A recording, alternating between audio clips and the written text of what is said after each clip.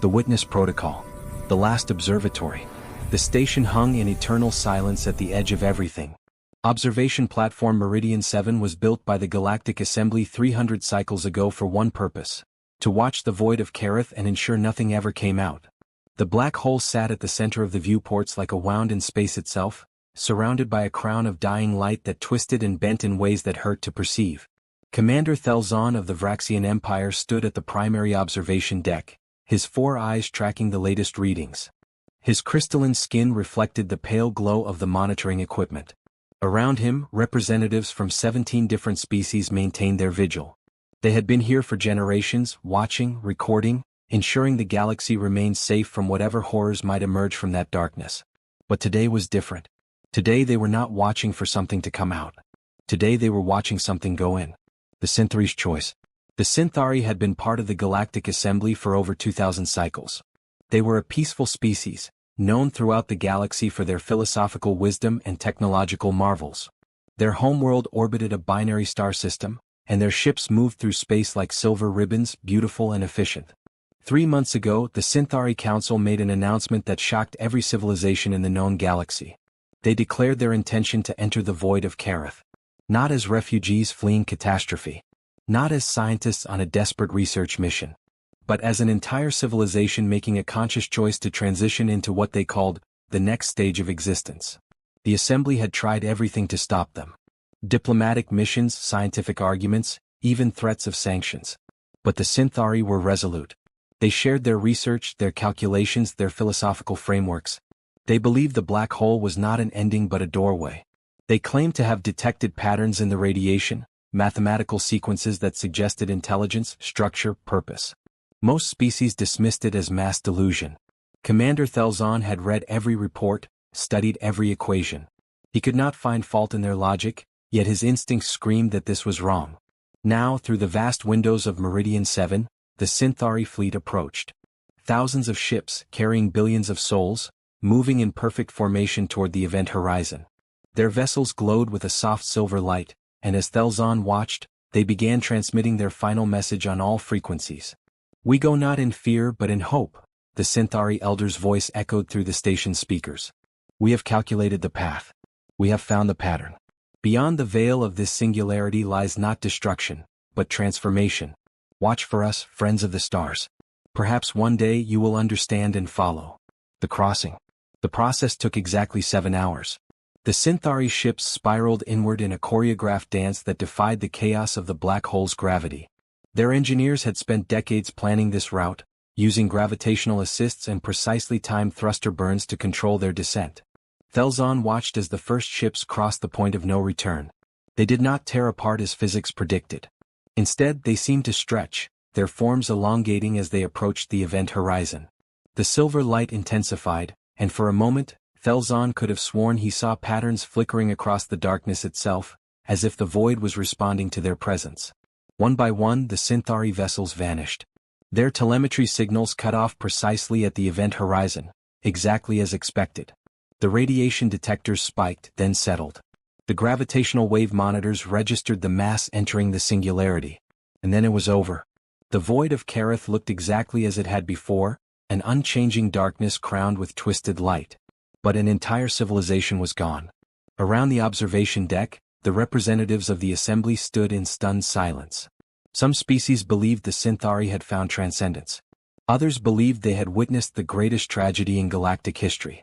Thelzon believed they would never know the truth. The new arrivals. 6 weeks after the Synthari's disappearance, the humans arrived at Meridian 7. They were the newest members of the Galactic Assembly, having achieved faster-than-light travel only 40 cycles ago. Most species still considered them primitive, barely civilized, prone to violence and irrational decision-making. But Thelzon had studied humanity. They were dangerous, yes, but not in the way others assumed. They were dangerous because they refused to accept impossibility as an answer. The human delegation consisted of 12 individuals, led by a woman named Dr. Maya Chin. She was small by human standards, with dark hair streaked with gray and eyes that seemed to absorb every detail of her surroundings. Behind her came a mix of scientists, engineers, and military personnel, including a stern-faced man introduced as Captain James Rivera. "Thank you for allowing us to observe," Dr. Chin said in flawless galactic common, her translator device barely necessary. We heard about the Centauri. We wanted to see the site for ourselves. There is nothing to see, Thelzon replied. They're gone. The black hole consumed them as it consumes everything. Perhaps, Dr. Chin said, her voice carrying a note that made Thelzon's crystalline skin prickle with unease. Or perhaps they succeeded. The anomaly. Dr. Chin and her team set up their equipment in a section of the station that had been vacant for decades. The assembly allowed it, more out of courtesy than any belief that the humans would find anything new. After all, the galaxy's greatest minds had analyzed the void of Kareth for centuries. But 3 days later, Dr. Chin requested an emergency meeting with Commander Thelzon. She brought data. Streams of it, displayed on portable holographic projectors that floated around the conference room like curious fish. Her fingers moved through the air, highlighting sections, zooming in on specific patterns. We've been analyzing the radiation signature from the black hole, she explained. Specifically, the Hawking radiation being emitted from near the event horizon. Standard physics predicts it should be essentially random thermal noise. Correct, Thelzon said. This has been confirmed by thousands of measurements over hundreds of cycles. Right. But look at this. Dr. Chin isolated a specific frequency band. This is the radiation pattern from before the Centauri entered. Random as expected. Now look at this. She switched to a current reading. Thelzon leaned forward, his 4 eyes widening. The pattern was not random. It showed clear periodicity, regular pulses that repeated in a complex but discernible sequence. This could be instrument error, he said, but his voice lacked conviction. We thought so too. So we checked it against your station sensors, against 3 different human satellites we deployed, and against background readings from 5 other systems. Dr. Chen's expression was intense. Commander, the pattern is real. And it wasn't there before the Centauri went in. Around the conference table, representatives from other species began to murmur. A Vrelian physicist stood up, her fur rippling with agitation. You are suggesting that the Centauri are somehow transmitting from inside the black hole? That is impossible. Nothing can escape a singularity. Nothing can escape using conventional matter or energy. Captain Rivera spoke for the first time, his voice calm but carrying weight. But information itself? Quantum entanglement? There are theoretical pathways. This is speculation built on anomalous readings, another representative argued. We cannot. We can send a probe, Dr. Chin interrupted, her voice cutting through the objections. A specialized probe designed to survive closer to the event horizon than anything we've built before. We can gather more data, see if there's a pattern, a message, anything. Thelzon felt something he had not experienced in decades, uncertainty. The safe choice was to dismiss this, to maintain the protocol of observation and nothing more. But the patterns in Dr. Chen's data called to something deeper in him, a need to understand. The Council's decision. The debate lasted for 3 days. Species argued from every philosophical and practical angle. Some claimed investigating the black hole would dishonor the Centauri's memory. Others feared awakening something dangerous. The more cautious voices advocated for maintaining the status quo. But the humans were persistent. They presented detailed plans, safety protocols, contingencies. They volunteered their own resources, their own risk. They asked for nothing but permission. In the end, it was the sheer audacity of the human proposal that won approval. The assembly had spent centuries watching. Perhaps it was time to reach out. Construction of the probe began immediately. The humans called it Messenger 1, a name that carried both hope and hubris. It was unlike any probe the galaxy had seen. A sphere of exotic materials shielded with fields that bent space itself, carrying sensors capable of detecting quantum fluctuations in environments where atoms ceased to exist. 2 weeks later, Messenger 1 was ready. The entire population of Meridian 7 gathered on the observation deck. Dr. Chin stood at the launch control, her hands steady despite the magnitude of what they were attempting. Launching in 3, 2, 1. The probe shot forward, its engines leaving a trail of bent light. It accelerated toward the void of Kareth, toward the point where the Centauri had vanished, toward the edge of everything known. For the first hour, telemetry flowed back perfectly. The probe's instruments recorded gravitational waves, radiation patterns, space-time distortions. Dr. Chin and her team worked frantically, analyzing every byte of data. At the 2-hour mark, Messenger 1 crossed into the region where tidal forces should have torn it apart. But the human engineering held. The probe continued transmitting. At hour 3 something changed. Commander, Dr. Chin called out, her voice tight with controlled excitement. We're receiving structured data, not just sensor readings. There's a signal embedded in the quantum field fluctuations. Thelzon moved to her console. On the screen, patterns emerged from chaos. Mathematical sequences, geometric forms, and then, unmistakably, fragments of Synthari language. They're alive, someone whispered. The probe pushed closer to the event horizon. The signal grew stronger, more complex. For 17 minutes, humanity's creation transmitted wonders from the edge of oblivion. And then, at hour 3 and 18 minutes, exactly as Messenger 1 touched the event horizon itself, the signal changed.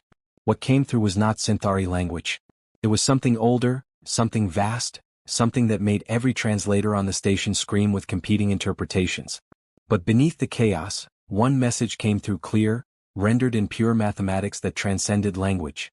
Come and see. Then silence. Messenger 1 was gone, swallowed by the void. Dr. Maya Chin turned to Commander Thelzon, and in her eyes, he saw the thing that made humans so dangerous: unwavering determination.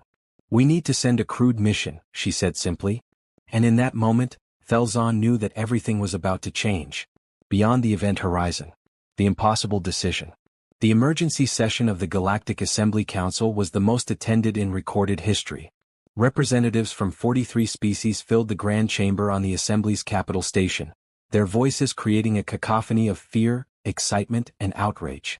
Above them all, the holographic display showed the last transmission from Messenger 1, frozen on those two words that had shaken the foundation of everything they thought they knew. Come and see. Commander Thelzon stood at the central podium, his crystalline form reflecting the chamber's lights in fractured rainbows. Behind him, Dr. Maya Chen waited with her human delegation, their faces calm despite the storm of debate swirling around them. Absolutely not, roared Ambassador Krell of the Vraxian War Council, his massive form rising from his seat. We barely survived the Synthari's folly. Now you propose to throw more lives into that cosmic graveyard? This is madness. It is not madness, Dr. Chin replied, stepping forward. We received a message. A deliberate communication from beyond the event horizon. The Synthari may have found something extraordinary. We cannot ignore this. Cannot or will not? Challenged Elder Cirrus, the Vrelian matriarch. Her ancient eyes fixed on the human scientist. Your species has been part of this assembly for barely 4 decades. You do not understand the weight of what you propose. With respect, Elder, Captain James Rivera spoke up, his military bearing evident even in the diplomatic setting. Understanding comes from investigation, not fear. Humanity has always believed that the greatest discoveries lie beyond the boundaries of what we think is possible. Aquilaran representative, their bioluminescent body pulsing with agitation, added their voice. The humans speak of courage, but this sounds like recklessness. The physics alone makes survival impossible. Even if something exists beyond that threshold, whoever goes will never return. Maybe, Dr. Chin acknowledged. Or maybe the Synthari discovered something that changes our understanding of physics itself. The signal we received contained mathematical structures we've never seen before. Geometries that shouldn't exist in normal spacetime. If there's even a chance they survived, if there's technology or knowledge that could benefit all species, then it belongs to them. Ambassador Krell interrupted. The Synthari made their choice. If they live in some pocket dimension inside that singularity, then that is their realm. We have no right to intrude. Thelzon raised his hand for silence, his authority as station commander carrying weight. Dr. Chin, explain your proposed mission parameters. The Council deserves full transparency before any decision is made. The mission proposal. Dr. Chin activated her portable holographic display. A three-dimensional model of the void of Kareth appeared, rotating slowly. Around it, a proposed flight path glowed in amber light, spiraling inward in a pattern that mimicked the Synthari's final approach. We've designed a specialized vessel called the Threshold, she began. It's built on principles from human engineering combined with technologies shared by 6 different assembly species. The hull uses Vraxian crystal matrices, Aquilaran energy dispersal fields, and a human-developed space-time manipulation drive. She zoomed in on the ship's design. It was smaller than most exploration vessels, sleek and angular, covered in overlapping plates that seemed to shift and flow like living metal. The crew will be minimal. 5 people, all volunteers. We've calculated that the ship can survive up to 43 minutes past the event horizon before structural integrity fails. That gives us time to gather data, search for the Synthari, and if necessary, attempt communication. "And return?" asked Elder Cirrus, though her tone suggested she already knew the answer. "Unknown," Dr. Chin admitted. "Theoretically, if the Synthari found a stable region within the singularity, a pocket of warped spacetime that allows matter to exist, then there might be a path back. Our quantum entanglement communicators should maintain a connection with Meridian 7 regardless of the spacetime distortion. But I won't lie to you. This is a one-way mission unless we find something extraordinary inside." The chamber erupted again. Some species argued this was suicide. Others claimed it was humanity's right to risk their own lives. A few, like the philosophical Yenari, suggested that perhaps this was destiny unfolding, that the Synthari's invitation was meant specifically for a species bold enough to answer. Captain Rivera stepped forward, his voice cutting through the noise with military precision. "I will command this mission. My crew has already been selected, all volunteers who understand the risks. We're not asking for permission to risk assembly lives. We're asking for permission to risk our own." "And if you find nothing?" Ambassador Krell demanded. "If this message was simply the death scream of sophisticated equipment crossing the event horizon, you will have sacrificed 5 lives for nothing." Rivera's jaw tightened, but his voice remained steady. "Then we will have died trying to expand the boundaries of knowledge. In human history, that's called exploration. It's how we reached the stars in the first place." Thelzon watched the exchange, his 4 eyes tracking the emotional currents in the room. He had served the assembly for 6 decades, maintaining protocols, ensuring safety, watching the black hole with careful distance. But something in the human proposal resonated with a part of him he thought had long since crystallized into rigid caution. "I propose a vote," he announced. "Not to approve or deny, but to grant humanity the autonomy to proceed. They ask to use assembly facilities at Meridian 7 for launch and monitoring. They ask for nothing more. Each species must decide, do we allow them to make this choice?" The vote was close. 17 species voted yes. 15 voted no. 11 abstained. But it was enough. The humans had permission to chase the impossible. The Threshold crew. 3 weeks later, the Threshold sat in Meridian 7's primary hangar, a testament to what desperation and brilliance could achieve when combined. Captain James Rivera walked through the ship one final time, checking systems, running his hands along bulkheads that hummed with barely contained energy. His crew was already aboard. Lieutenant Samira Okoye, the navigator, whose mathematical genius had plotted their spiraling descent. Dr. Adrian Cross, the physicist who had spent the last 15 years studying black hole mechanics and still admitted he had no idea what they would find. Engineer Marcus Webb, who had personally overseen the construction of every critical system. And Dr. Maya Chin herself, who had refused to send others where she would not go. "Ship status?" Rivera asked, settling into the command chair. "All systems nominal," Webb reported from engineering. "Power core at 100%. Shields calibrated for maximum gravitational resistance. We're as ready as we'll ever be." Through the viewport, Rivera could see Meridian 7's observation deck, crowded with representatives from dozens of species. Some had come to witness what they believed would be a historic moment. Others had come to watch what they were certain would be a tragedy. Commander Thelzon's voice came through the communication channel. "Captain Rivera, this is Meridian Control. You are cleared for departure. I want to say..." The Vraxian paused, and Rivera could hear the emotion in his voice despite the species barrier. "Good luck. All of the galaxy is watching. Copy that, Control. Threshold is launching in 30 seconds. Rivera looked at his crew. They were afraid, he could see it in their eyes. But beneath that fear burned something stronger, the unquenchable human need to know, to explore, to push beyond every boundary and see what lay on the other side. "Here we go," he said softly. The Threshold launched, engines blazing bright against the darkness of space. The descent.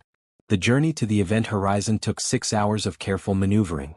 The ship's instruments screamed constant warnings as gravity intensified, as spacetime itself began to twist and compress around them. But the Threshold held together, its exotic materials and overlapping shielding doing exactly what the engineers had promised. Dr. Chin monitored the quantum communicators, maintaining their link with Meridian 7. Even as the universe outside began to distort, those entangled particles kept them connected, a lifeline of information spanning the gap between normal space and whatever lay ahead. "Approaching event horizon in 2 minutes, Okoye announced. Gravitational stress at 70% of maximum tolerance." Rivera gripped his armrests. Through the main viewport, the void of Kareth dominated everything. Light bent around it in impossible curves, creating multiple images of distant stars. The darkness at the center seemed deeper than the absence of light. It was the absence of possibility itself. Picking up the same signal patterns Messenger 1 detected, Dr. Cross reported, his instruments displaying cascading data. The mathematical structures are consistent. Whatever's generating this, it's real and it's active. 1 minute to event horizon. The ship began to shake. Not from thrust or turbulence, but from the fundamental warping of spacetime around them. Rivera watched the viewport and saw their own ship reflected back at them, light taking impossible paths, showing them from angles that shouldn't exist. 30 seconds. Dr. Chen looked up from her console, her face illuminated by the strange light from the black hole. "If we don't make it back," she said to Rivera, "it's been an honor." "We'll make it back," Rivera replied with a confidence he didn't entirely feel. 10 seconds. All hands brace for crossing. The numbers counted down. 5, 4, 3, 2, 1. The threshold crossed the event horizon. And reality changed. The other side. Rivera expected destruction. Tidal forces ripping the ship apart. Systems failing. The crew dying in seconds as physics turned hostile. Instead, the shaking stopped. The viewport cleared and what they saw made no sense. They were still moving forward, engines firing, but the space around them had transformed into something beautiful and terrifying. Vast geometric structures floated in the darkness, shapes that hurt to look at because they existed in more dimensions than the human mind could process. Rivers of light flowed between them, carrying energy in patterns that pulsed with rhythm and purpose. "I'm reading stable spacetime," Dr. Cross said, his voice barely a whisper. "This shouldn't be possible. We're inside the event horizon, but there's structure here. Order. It's like someone built a city inside the singularity itself." "Quantum link still active," Dr. Chin reported. "Meridian 7 is receiving everything. We're still connected." "Then we're not alone," Okoye said, pointing at her navigation display. "I'm detecting power signatures. Thousands of them. They match Synthari energy profiles." Rivera felt his heart pound. "Can you get us a visual?" "Working on it. The geometry here is weird. Light doesn't travel in straight lines. But I think, yes. Main screen." The viewport shifted, adjusting for the distorted physics. And there, floating in impossible space, was a city. It was Synthari architecture, unmistakable in its flowing silver lines and organic curves. But transformed, expanded, integrated into the strange geometries of this pocket realm. Ships moved between structures, their lights leaving trails that shouldn't exist. And on every surface, patterns glowed, the same mathematical sequences that had been in Messenger 1's final transmission. "They're alive," Webb breathed. "The Synthari are alive." A communication signal pinged. Dr. Chin opened the channel, and a holographic image appeared. A Synthari, their translucent form shimmering with colors that shifted through spectrums the human eye couldn't normally perceive. "Welcome, travelers from beyond," the Synthari said, their voice carrying harmonics that made Rivera's bones vibrate. "We are Scholar Vendar. We have been expecting you. The path called to you as it called to us. You have proven what we always believed, that consciousness itself is the key to transcending the boundaries of conventional space." "How?" Dr. Cross stammered. "How are you surviving here? How is any of this possible?" Vendar's form rippled with what might have been amusement. "The singularity is not an ending. It is a transformation. Inside the event horizon, the rules change. Time and space become fluid. We have learned to shape them, to create stable pockets where matter can exist, where consciousness can thrive. We have built a civilization beyond the veil, free from the limitations of the outer universe." "And the message?" Dr. Chin asked. "You wanted others to follow?" "We wanted to share what we discovered. But we knew only those with the courage to face the unknown would come. Your species, humanity, we have been watching your broadcasts, learning about you. You have that rare quality, the willingness to leap into darkness if there is even a chance of finding light." Rivera stood from his chair, approaching the hologram. "Can others come here? Can this place support more than just the Synthari?" "It can," Vendar confirmed. "But the journey is perilous. It requires more than technology. It requires a fundamental shift in understanding. We can teach you. We can help you build bridges between our realm and yours. But know this, what we have found here is not paradise. It is simply different. Another way of existing. Some will find it wondrous. Others will find it terrifying." The bridge. For the next 27 hours, time moved strangely in this pocket realm, The crew of the Threshold worked alongside the Synthari. They studied the physics of the inner realm, documented the city, learned the basics of how consciousness and will could shape the malleable spacetime of the Singularity's interior. Dr. Chin and Vendar collaborated on a revolutionary idea. A stable pathway, a permanent bridge between the normal universe and this inner realm. Not for mass migration but for communication, for trade of ideas and knowledge, for the expansion of what was possible. The key is quantum entanglement, Dr. Chin explained to Rivera as she worked. We can use it as an anchor, a fixed point that exists in both realms simultaneously. The Synthari have the infrastructure here. If we can establish a matching station at Meridian 7, we can create a communication network that transcends the event horizon. And physical travel? Rivera asked. Possible but dangerous. The journey will never be easy. It requires specialized ships, trained crews, and a willingness to accept that going in means changing. No one returns exactly as they were. Marcus Webb, working on the ship systems, called out. Captain, we're at 39 hours since crossing. We need to make a decision about returning soon. The Threshold wasn't built for extended operations in these conditions. Rivera looked at his crew. They had accomplished the impossible. They had found the Synthari alive, discovered a new realm of existence, and laid the groundwork for revolutionary discoveries. Vendar, he said to the Synthari scholar, we need to return to our people, to share what we've learned. But we'll come back. With more ships, more people, more questions. We will be here, Vendar replied. The inner realm is patient. And now that the bridge has been begun, we are no longer isolated. This is a new chapter for both our civilizations. The return. The journey back was even stranger than the journey in. Following the Synthari's guidance, the Threshold navigated through the twisted geometry of the inner realm, finding pathways that should not exist, riding currents of warped spacetime that pushed them toward the event horizon's interior edge. And then, impossibly, they punched through. The universe exploded back into existence around them. Normal space, normal stars, the familiar darkness punctuated by distant points of light. Behind them, the void of Kareth churned on, unchanged and eternal, keeping its secrets from casual observation. Meridian 7, this is Threshold, Rivera transmitted, his voice hoarse with exhaustion and triumph. We're back. And you're not going to believe what we found. The response from Commander Thelzon came immediately, the Vraxian's voice breaking with emotion. Threshold, we never lost your signal. We watched everything. The entire galaxy watched everything. You did it. You actually did it. Epilogue, a new era. 3 months later, Meridian 7 had been transformed from a simple observation station into the gateway between realms. The bridge station, as it came to be called, hosted researchers and diplomats from every species in the assembly. Some came to study the Synthari's realm. Others came to debate the implications. A few brave souls began training for their own journeys across the Threshold. Dr. Maya Chin stood in the observation deck, watching the void of Kareth with new eyes. It was no longer a tomb or a mystery. It was a door, and humanity had been the key that opened it.